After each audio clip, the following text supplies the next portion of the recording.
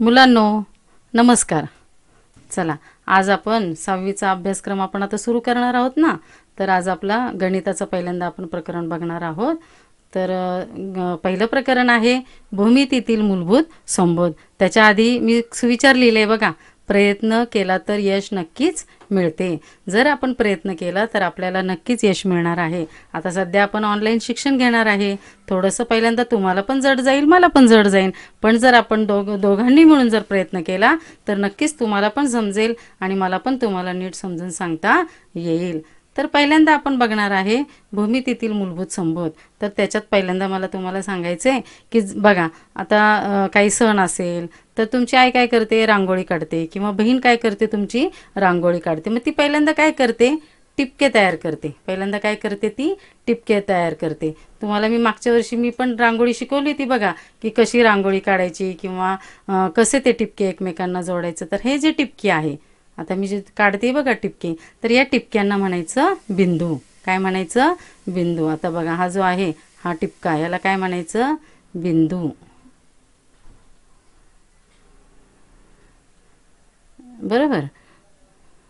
आता तुम्हाला वाटत असेल मॅडमचं एवढं छान अक्षर आणि मॅडमचं असं काय अक्षर आलंय. पण आता आम्ही आता ते नवीन आम्ही पण शिकतोय की त्याच्यावर आता आपण अक्षर लिहितोय, त्याच्यामुळे ते थोडंसं जरा व्यवस्थित येणार नाही, तर ते तुम्ही समजून घ्या. तर पहिल्यांदा हे जी टिपकी आहे या टिपक्यालाच आपण काय म्हणतो, बिंदू. आता तुम्हाला बिंदूची ही संकल्पना समजली असेल. आता पुढचा आपल्याला भाग घ्यायचा आहे ते म्हणजे रेषा. पुढचा भाग आपल्याला घ्यायचा आहे रेषा. आता बघा रेषा घेण्यासाठी आता मी पहिल्यांदा इथे काय केले, दोन बिंदू घेतले. काय केलं, आता मी हे दोन बिंदू घेतले आणि हे दोन बिंदू मी असे जोडले. बरोबर. आता हे जे दोन बिंदू जोडलेले आहेत, आता बघा ही रेषा मी कितीही लांबपर्यंत काढू शकते. माझे वहीचं पान आहे तिथपर्यंत काढू शकते, किंवा हे आपण जमिनीवर आपण काढू शकलो तर आपल्याला किती आपल्याला काढायची तितकी आपण काढू शकतो. म्हणजे ही रेष आपण कितीही लांब काढू शकतो. आता म्हणून बघा ह्या रेषेला आता ह्या बाजूला काय केलेलं आहे, एक बाण तयार केलेलं आहे आणि इकडं पण काय केलेलं आहे, बाण तयार केला. याचा अर्थ म्हणजे काय की ही रेषा शेवटपर्यंत अमर्याद कितीही लांब जाऊ शकते आणि ही इकडनं पण ह्या बाजूने आपण ही रेषा आहे ती कितीही लांब जाऊ शकते. म्हणजे याला काय म्हणायचं, रेषा. आता बघा ह्या रेषेला आपण नाव देऊया.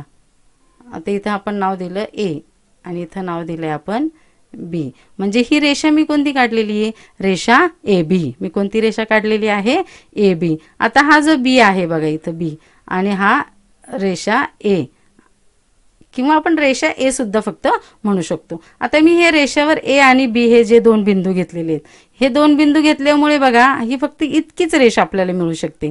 हां, इतकीच.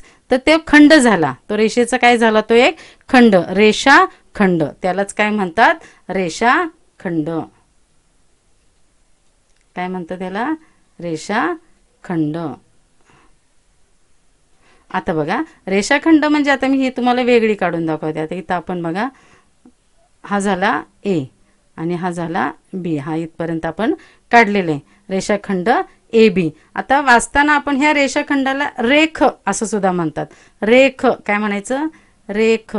तर हा रेषाखंड आपण रेख ए बी असं सुद्धा आपण त्याचं वाचन करू शकतो. पुढं पुढं आपल्याला ते वाचन ज्यावेळेस करायला लागेल तर तेव्हा आपण काय म्हणू शकतो, रेख ए बी. आता आपण बघा काय काय पाहिलं, आता आपण बिंदू, बिंदू नंतर काय पाहिलं आपण, रेषा. रेषा ही अमर्याद असते, ती आपल्याला मोजताच येत नाही. आणि त्या रेषेचाच एक छोटासा भाग आहे तो म्हणजे रेषाखंड. ज्यावेळेस आपल्याला 5 सेंटीमीटर रेषाखंड काढा तर आपल्याला ते बरोबर पट्टीमध्ये मोजता येतं आणि आपण ते रेषाखंड काढू शकतो, पण रेषा आपल्याला मात्र मोजता येत नाही. आता तिसरा भाग आपल्याला बघायचा आहे तो म्हणजे किरण. काय बघायचं आहे, तो म्हणजे किरण. आता बघा सूर्य आपल्याला काय करतो, प्रकाश देतो. बरोबर.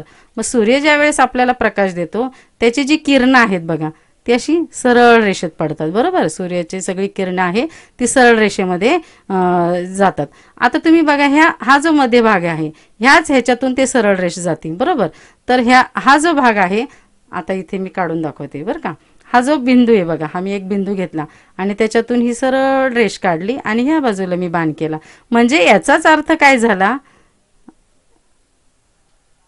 बघा आता मी हा हा जो काढलेला आहे, आता मी ही इथं हा बिंदू आहे, याचं नाव दिलेलं आहे पी, आणि ह्या बाजूला बाण केलेले आहे. रेषेला कसं बघा दोन्ही बाजूला बाण आहे, पण ह्या किरणाला दोन्ही बाजूनी बाण नसतो, एकाच बाजूला बाण असतो. म्हणजे ही क्यू बाजू ही कितीही लांब जाऊ शकते, पण हा जो पी आहे तो मात्र इथून पुढे जाऊ शकत नाही. म्हणजे हा या पीला म्हणायचं आरंभ बिंदू. काय म्हणायचं? आरंभ बिंदू. आरंभ बिंदू. एवढं कळालं तुम्हाला? म्हणजे किरण जो आहे, किरण वाचताना कसा वाचायचा? किरण पी क्यू. कसा वाचायचा? किरण पी क्यू. किरणचं वाचन कसं करायचं? किरण पी क्यू. किरण क्यू पी असं आपण वाचन नाही करू शकत. वाचन करताना किरण पी क्यू म्हणजे पहिल्यांदा त्याचं आरंभ बिंदूचं नाव घ्यायचं आणि मग आपण त्याचं वाचन करायचं, किरण पी क्यू. पण किरण क्यू पी असं वाचन करायचं नाही. म्हणजे बघा बिंदू, रेषा, रेषाखंड आणि किरण हे भाग आता आपण बघितलेले आहेत.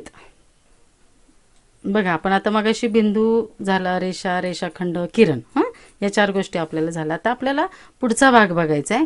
पुढचा भाग म्हणजे काय? बघा आता मी एक हा बिंदू काढलेला आहे, बरोबर. आता ह्या मगाशी तुम्हाला मी सांगितलंच नाही की त्या बिंदूला आपण नाव पण देऊ शकतो बरं का. बिंदू ए, बिंदू बी, बिंदू सी, आपल्याला जे नाव आपल्याला द्यायचं असेल ते आपण नाव देऊ शकतो. आता मी बघा इथं काय केलेलं आहे, एक आता बिंदू घेतलेला आहे, बरोबर. आता बिंदूतून मी काय करते, एक रेष काढते, बरोबर.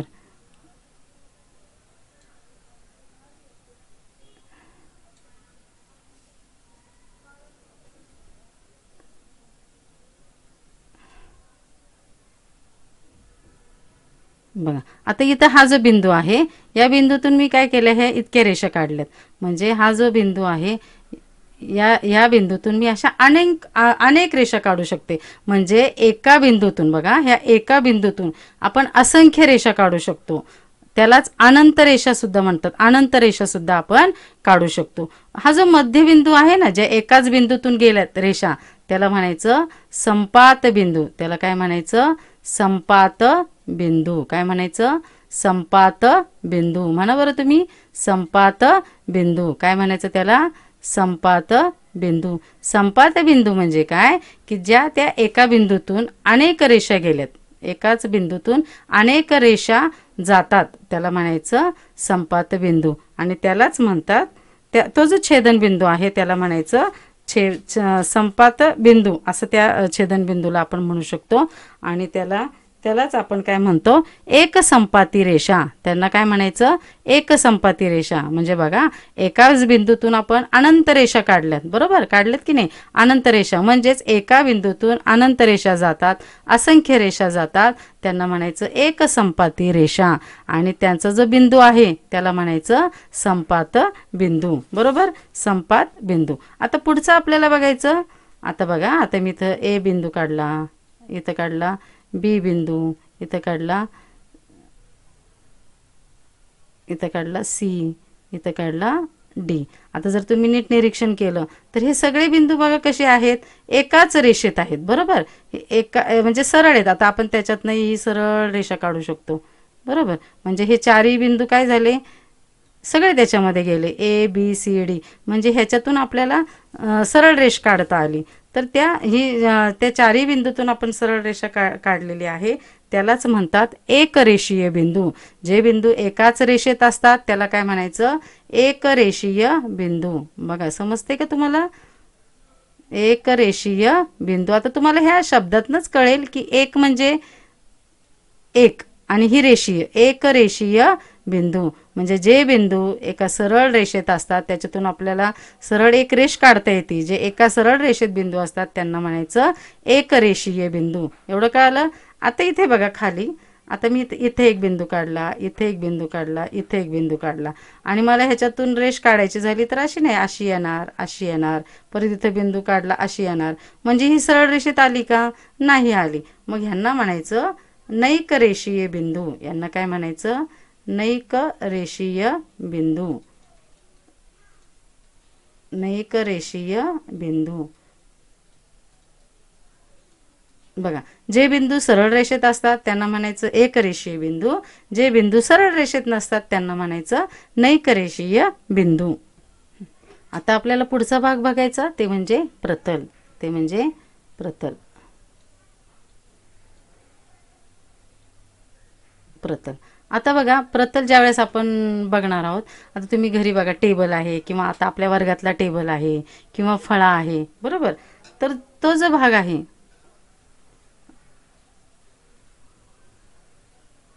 ह्याला ह्याला काय म्हणायचं, प्रतल. आता हे जे आहे बघा, हे इथं जर आपण बाण बाण केला की हे म्हणजे कितीही लांबपर्यंत हे जाऊ शकतं. हे पण जसं आपली रेषा आहे की नाही, तसं हे प्रतल आहे ना, कितीही लांब जाऊ शकतं. म्हणजे अवकाशामध्ये जेवढं हे आहे तेवढं ते प्रतल हे होऊ शकतं. पण आपण कसं आता तो जो भाग आहे, तो प्रतल म्हणजे काय, की सपाट जो पृष्ठभाग आहे, सपाट पृष्ठभागाला काय म्हणायचं, गणिती भाषेमध्ये प्रतल म्हणायचं. जो सपाट भाग आहे त्याला म्हणायचं प्रतल. तुम्ही एवढंच लक्षात ठेवा की सपाट पृष्ठभागाला काय म्हणायचं, प्रतल. आणि हे जे प्रतल आहे ते सर्व दिशांना अमर्याद आहे. मी आता तुम्हाला बाण करून दाखवलं, सर्व दिशांना ते अमर्याद आहे.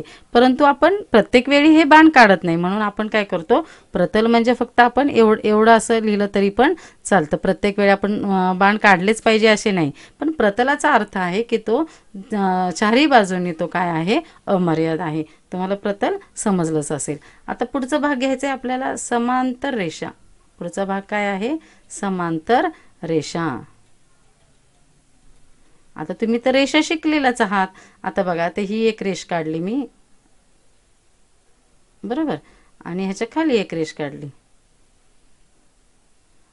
आता बघा, वरची एक रेष काढलेली आहे, त्याला आपण नाव देऊया रेषा,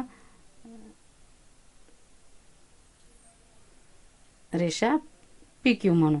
आणि या रेषेला नाव देऊया आपण रेषा ए बी. आता आपण ह्या दोन रेषा काढल्या, बरोबर.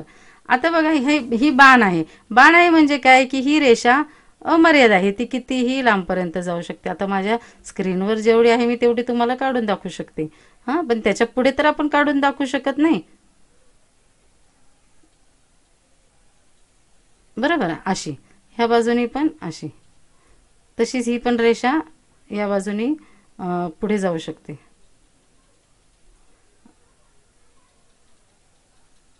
बरोबर. आता ही कितीही लांब गेली, वरची पी क्यू रेषा बघा, ती कितीही लांब जाऊ दे, पी बाजूनी किती लांब जाऊ दे, क्यू बाजूनी किती जाऊ दे, किंवा हा ए बाजू किती जाऊ दे, बी कितीही जाऊ दे, पण ते कुठेही ते एकमेकांना छेदणार नाही. ते कितीही लांब गेले तरी ते एकमेकांना छेदणार नाही.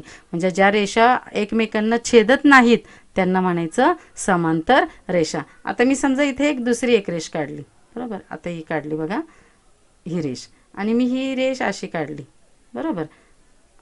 आता बघा, दिसताना तुम्हाला वाटेल अरे ही कुठं छेदलेली आहे, म्हणजे ही पण समांतर रेषा होऊ शकते. पण तुम्ही जर नीट विचार केला, आता बघा, ही अशी मी वाढवली इथं, बरोबर, आणि ही पण रेषा वाढवली अशी जाणार आहे, तर ती इथं छेदली बघा या ठिकाणी. म्हणजे ही समांतर रेषा आहे का, नाही. मग समांतर रेषेची व्याख्या काय, ज्या दोन रेषा एकमेकांना छेदत नाहीत त्यांना म्हणायचं समांतर रेषा. समजलं. हॅलो मुलांनो, आज जे काय मी सांगितलं ते तुम्हाला नक्कीच समजलं असेल. पण तरी पण जे तुम्हाला समजलं नसेल ते तुम्ही मला कमेंटमध्ये पण सांगू शकता की मॅडम मला हे समजलेलं नाही, तर मी ते नक्की परत मी तुम्हाला समजावून सांगेल. तसेच आता आपण थोडक्यात परत एकदा उजाळा बघू की आपण काय काय बघितलं. तर आपण काय पाहिलं, बिंदू, नंतर पाहिलं रेषा, रेषाखंड, किरण, एकरेषीय बिंदू, नैकरेषीय बिंदू, एकसंपाती रेषा पाहिलं आपण, संपात बिंदू कशाला म्हणतात ते पाहिलं, नंतर आपण पाहिलं समांतर रेषा. हा सगळा भाग आपला झालेला आहे. तर आता तुम्ही बघा, आता थोडक्यात आपण एक मज्जा म्हणून की संध्याकाळी तुम्ही समजा आकाशाकडे बघितलं तर तुम्ही तारे पाहू शकता. अरे कोणते तारे सरळ रेषेत आहेत, कोणते तारे सरळ रेषेत नाहीत, ते बिंदूसारखेच दिसतात बघा. मग ते तुम्हाला थोडक्यात लक्षात येईल. नंतर याच्यानंतरचा स्वाध्यायसुद्धा मी तुम्हाला लवकरच देणार आहे आणि तुम्हाला नक्कीच समजला असेल. धन्यवाद.